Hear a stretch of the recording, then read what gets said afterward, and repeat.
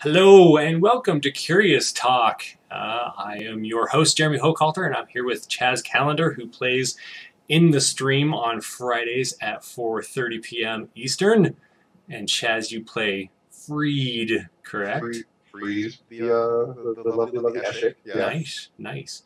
So before we get into Friede, let's talk about you. Actually, let's talk about what is Curious Talk to begin with, because people might want to know. Curious Talk is going to be a not regularly scheduled chat about the Curiosity Cache campaign. These first few episodes will have one of our players on, and we'll talk to them about who they actually are and a little bit about their character, so you have some of their backstory. But we'll try to keep spoilers out of it. We'll see. Yeah. And then kind of thinking if you've ever watched Walking Dead, they have Talking Dead afterwards, and a lot of times it's kind of like emotional support when terrible things happen in the show. And I'm thinking if we ever have character deaths or some kind of really crazy thing go on, we might end up throwing a Curious Talk up right after, if everyone has time to do so. So yeah, Curious Talk will not be regularly scheduled, but for now, we have Chaz here. And so let's talk about Chaz. So Chaz, introduce yourself, and what do you do in real life? So in real life, I study games. Specifically, I call it interactive media, so video games and games like D&D, where they are heavily story-based. And I'm super interested in how that interactivity changes the story. Nice. And because the way I grew up, I go even further and I focus on how the music affects how that interactivity changes the story. So essentially, I like music in video games and music in D&D, and that's the whole long spiel for those two things. Yeah, that's awesome. So how long have you been studying this? I'm finishing my second year now. Gotcha. And I've been around it for a while. I have a few good friends who are in like the communication department, and so whenever they have like an extra funding, they're like, "Hey, Chaz, you want to come to this conference about video games?" Nice. I'm like, "Yeah, I'll definitely like go to like San Francisco and look at people talk about video games for like 3 days straight." Yeah. So when you study, what does that entail? Like, are you talking with people who play games, or are you watching people play games, or are you doing both, or what do you do? Both, really. I try to be super focused on the games themselves. However, one of the ways to get at the games is to see how people respond to the games. And so my thesis is actually going to be playing games with people. Nice. And then talking to them and seeing how they respond to the games and how once I like manipulate the experiment a little bit, like how they change their reactions. So it is fun. Yeah. So you say that you have an interest in music. Have you started working that into it, or is that a future aspect of how you're going to do it? I have started already. I've written like 2 papers that have music in it. Bringing it into music is much more difficult because I don't have a music background. I bought a keyboard like 5 years ago. I was like, I can learn how to play piano. I did the same thing with guitar. It's nice. It's downstairs somewhere. Mine is like right here. But other than that, like I don't actually understand what I'm doing. So people are like, "Oh, well, you shift from like a major A to a minor third." I'm like, yeah, that's definitely what I'm doing. So when you talk about how music affects people during a game, are you talking about style of music, or are you talking more about like how that music is? I'm not really a music theorist either, so trying to phrase this correctly. Essentially, like the key that it's in and stuff like that. Are you going that far into music theory, or are you going more like when they're playing this and it's combat and you have like soothing jazz on or something? Right. It doesn't really do it. But when you have like epic battle music, is it that kind of like what direction are you going? As of now, I stick there just because, like you say, the lack of musical knowledge makes it hard to like really go too far in depth. But I have been working with a professor here at Colorado State. Nice. To kind of expand that, because at some point that is going to matter. In fact, like the past 2 weeks, there has been this composer who released a video online on YouTube, essentially like analyzing 2 songs from Final Fantasy 14. Gotcha. And like, if I could get like a quarter of what his knowledge on YouTube, that would be enough to be like, well, at this point, this music stops, and that brings in this emotion, and while you're doing this action, and then the Yeah. story's doing this, they all come together to make this like beautiful like ball of happiness or sadness or anger Yeah. or whatever. Yeah. That's awesome.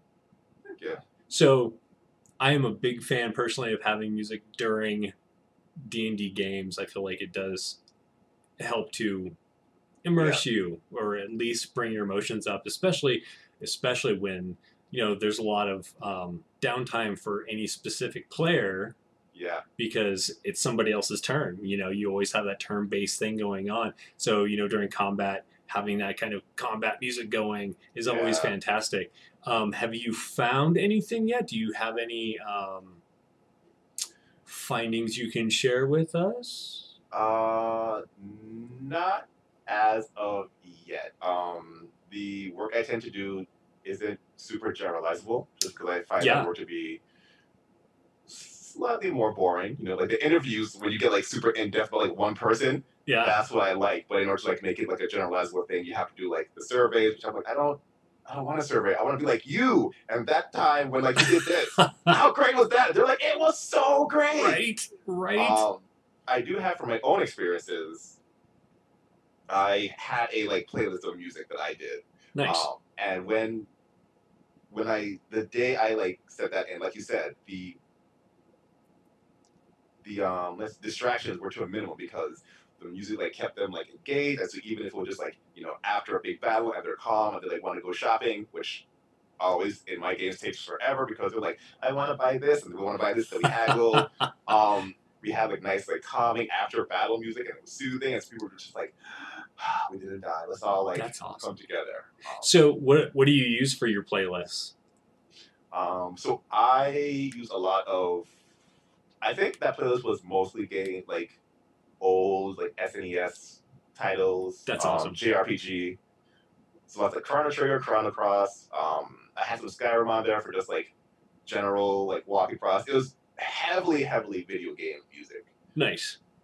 And when you're doing it, are you playing off a computer, or do you have it like on an iPod that you're quickly moving through, or how do you? Yeah, YouTube playlist, and then I have a Bluetooth speaker, and then I have like my like 5 go-tos. Gotcha. And then if I know like there's something coming up that I need like a special song, I'll like have that. So I know, I need to get to Final Fantasy 13's lightning theme, and like hit that. Nice. So there's been a lot of. I don't want to say a lot of growth, because there aren't like a ton of companies out there doing it, but like Sirenscape, I don't know if you've seen them. They do. Yeah. What do you think about companies like that are essentially, I don't want to say riding the wave of D&D, but I mean they're riding the wave of D&D right now, which is not a bad thing. Right. So I have lots of thoughts about that. And I won't like bore you all, because it's a lot of like academic crap that like doesn't matter in the grand scheme of things.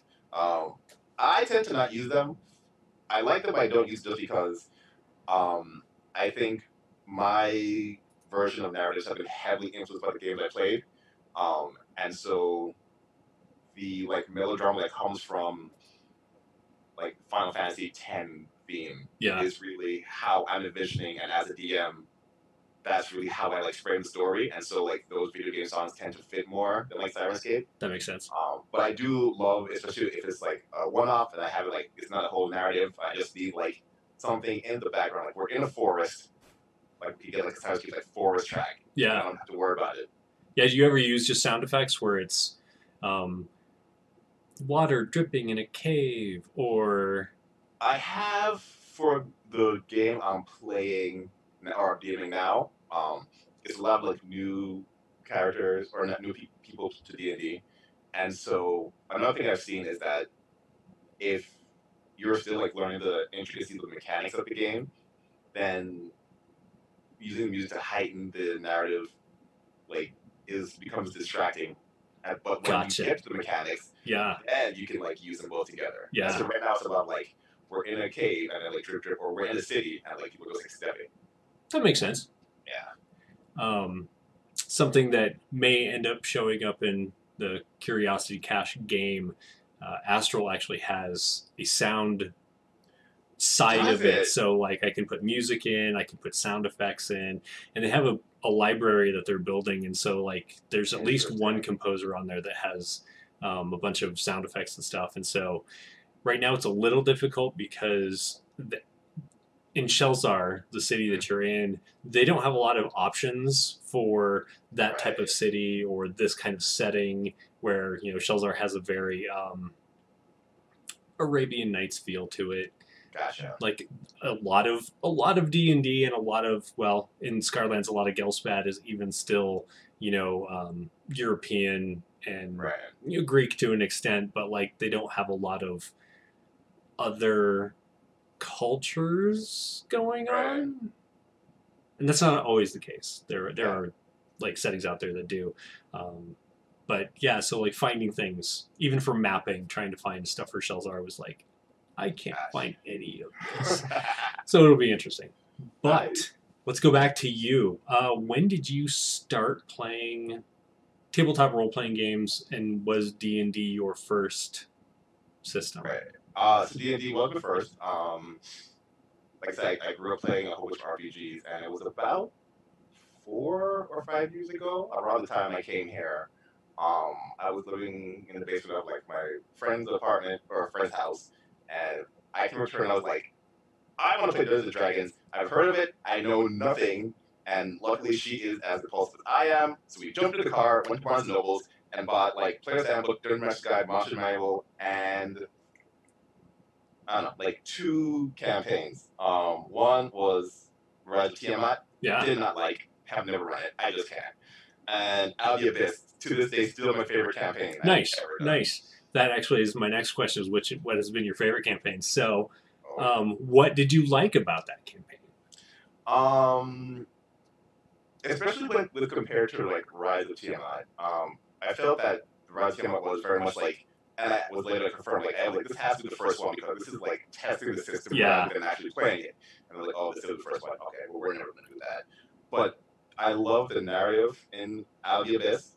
You know, you start out like running away, and then, oh my god, like everything's like going, and then I could shape like the mechanics of that campaign literally gave me permission to chase down my players with these horrific monstrosities.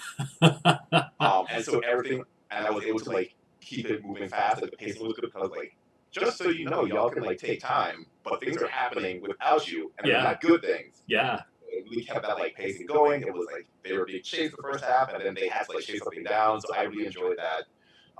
Plus Demogorgon, like, come on, grass, like, yeah, it's true. Have you played any other systems before? Call of Cthulhu or the only system I have played was Call of Cthulhu. Oh, nice. I spent my time working in the summer at a summer camp, and there was someone who was like super big into games, and so we were talking about Call of Cthulhu. Nice. And then he bought the thing because he was like, "You're a GM, you can run it." And so I ran Call of Cthulhu for like I think like 4 or 5 games, not too much, but it was super fun. I really want to run it again at some point down here. Nice. So, do you prefer running or playing, or both? Running. Yeah. Yeah, I definitely prefer running.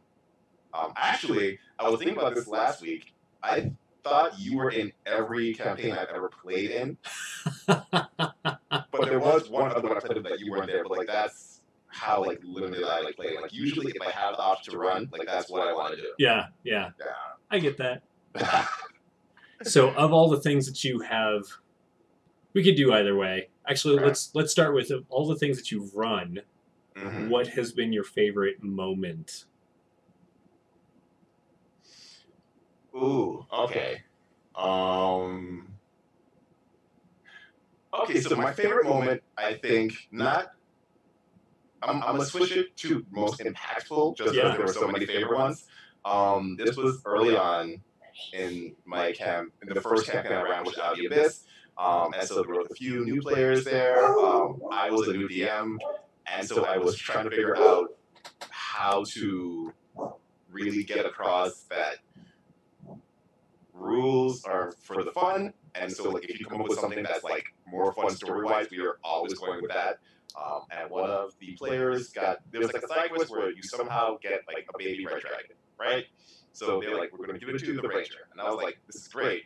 Just so you know, even like baby red dragons are smarter than you.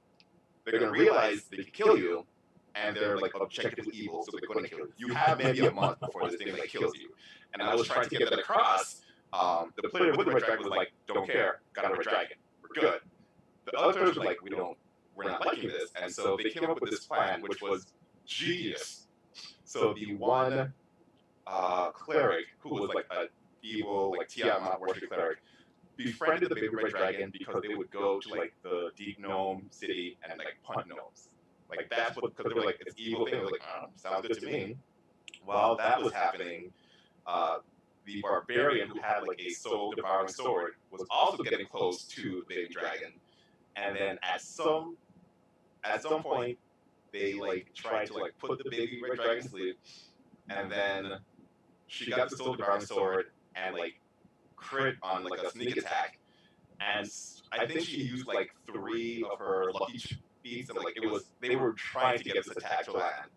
And because of the crit, I was like, you know what? Like the baby red dragon, it trusts you. This thing devours souls, so apparently it like stuck the sword. She stuck the sword up the dragon's hoover, devoured its soul, and then like that was the first time they were like, oh, we can legit do anything as long as like fight a Chaz. And so that creates like culture of like random things happening, and so people started making like cheese out of like ablet ooze, and like it got really deep into the just like, let's just try things and see what happens. How far will Chaz let us go? Yeah, that reminds me of another game that you and I have been in, but we won't talk about that right now. Yeah. So, speaking of player side of things, what's your favorite player moment? Ooh, that I actually don't. Okay, so in the first game that I ever played in, which you were a part of, there was a giant attacking a city, and we were like, I think it was way short. Like we were not supposed to be fighting it. Yeah, probably not. Yeah, it was not happening, and so I believe John summoned a demon. Oh yeah, which he was wont to do. Yeah. And I was like, I need to do something, but I was still getting used to like low level warlocks, which is not sorcerer, and so I like thunderstepped. Thunderstepped to get on the wall, and then I was like, I talked to the DM, if I thunderstep from here, like will the momentum carry me, so I can like grab onto this thing? And she was like, roll to find out. I think I went over the giant. Still worth it. Yeah. I mean, visually, it was amazing. Yeah. The halfling with the sight just like, too far. Right? Nice. Have you encountered any NPCs in the campaigns you've played or that you've run that you're just like, that was one of my favorite? Yes. So 2. Actually, no, we're just going to do the 1. And so in a homebrew that I made, I had these 2 like gnomes in this like city that was like very like heavy on cleric magic. There was like a cleric school. And I made these 2 like twins. One was named June, because I had a friend named June, and because we were twins, I was like, well, the other one has to be named July, and the last one's going to be August. So it was June and July, August. I was so proud. And I made July to be like a cleric of light, and she was the one who like goes to the bar and like gets drunk all the time. Like she has the firepower, but she's just like consistently drunk. And then June was supposed to be like the hard worker, like in the library with classes, and they work together on their thesis and they're fighting, but like there is like deep love. However, and here's the thing: whenever I rolled for June, for some reason she always rolled super low. And whenever I rolled for July, it was like 17 or above. And so the party was like, we're taking July because she is clearly the better twin. Right? And then I brought them back this year, actually, in the other campaign I'm running. And the same thing happened when like June was like, I played her out that like she was like scared, but like she didn't roll over a 4, whereas July was like, yes, 17, 19. So yeah, July is probably my favorite. Yeah, that's awesome. So, when you're not playing games, what do you do for fun? So a lot of my time is taken up with my thesis now, so it's gonna be hard to remember. I do play piano a lot, or try to play piano a lot. Basketball when I can. I've recently gotten into bouldering. I don't know how much that's going to happen because it is rather expensive, but it's fun when I do it. At least to do it safely, it's expensive. Yes, yes.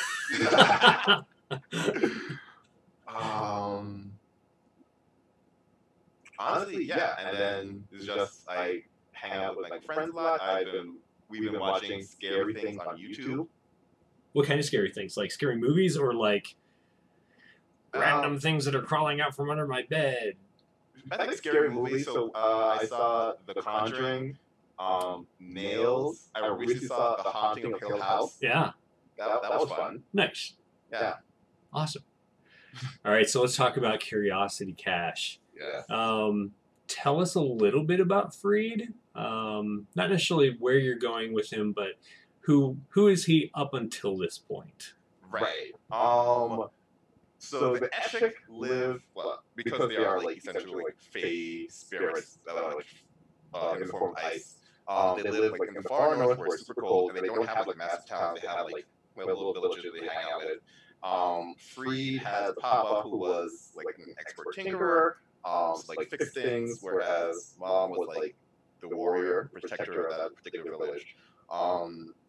Friede has like an older sister who like very much took after their father, and so she like tinkering, whereas Friede was like going after the stab route.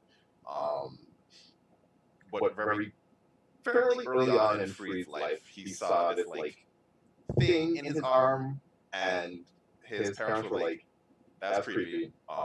We're gonna kick you out, not because we don't love you, but if we kick you out, you can come back. If they kick you out, we're never gonna see you again." Right. So like figure that out. Which was like, oh, makes sense to me.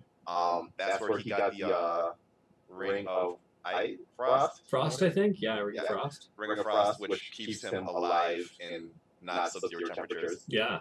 And then he had these like small adventures just to make his way to Shozar. Nice. At which point, he found a Curiosity Cache, and because he knows the bare minimum of tinkering because of his papa, and like he knows where the point ended because of his mom, he has kind of like whatever needs to happen at the cache. He can like kind of maybe fix the thing, kind of maybe protect it. So yeah. Yeah. And Friede and the others that work there have definitely found that Belky, who owns it, he's a gnome. He's from Termana. He's actually been in Gelsbad for like over 150 years because he came here before he came there before the Divine War. And so he's very like welcoming to non-humans. So I feel like that's why, because no one except for the one other NPC. Oh yeah, what's Najita? I don't know. Yeah, we'll say yeah. So I think it was Najita. None of you are humans in this like mostly human city, which was pretty entertaining to me. But yeah, I mean, it makes sense that he would find safety and a welcoming environment there. And the fact that he can kind of fix things gave Belky a reason to hire him. So nice. What are you looking forward to in the campaign, or do you have an idea of what you're looking forward to, or in a direction that you expect it to go? I think so. Yeah. From what I can tell, we're starting at like level 0. Yeah. And it's much more open world.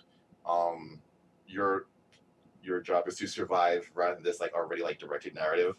I'm looking forward to much more like PC interaction. Um, I typically don't have a lot of that. Just because, like I said, I'm not super experienced with like playing the game, and usually when I come in, it's like mid game. Yeah. So I think the stream with Travis was the first game I started in the beginning. Every other game, like I came in like midway through, where like interactions were already like solidified. Um, so yeah, I'm looking forward to that. I figure Friede is going to be like very like pack oriented, wolf like. So like if you're someone who I'm willing to like disrobe in front of, like you're good. I'll do anything to protect you. If I feel like I gotta pop on like the hood, then you're. I don't dislike you, but you're not in the inner circle. Yeah. Yeah. Nice. Do you have anything to add?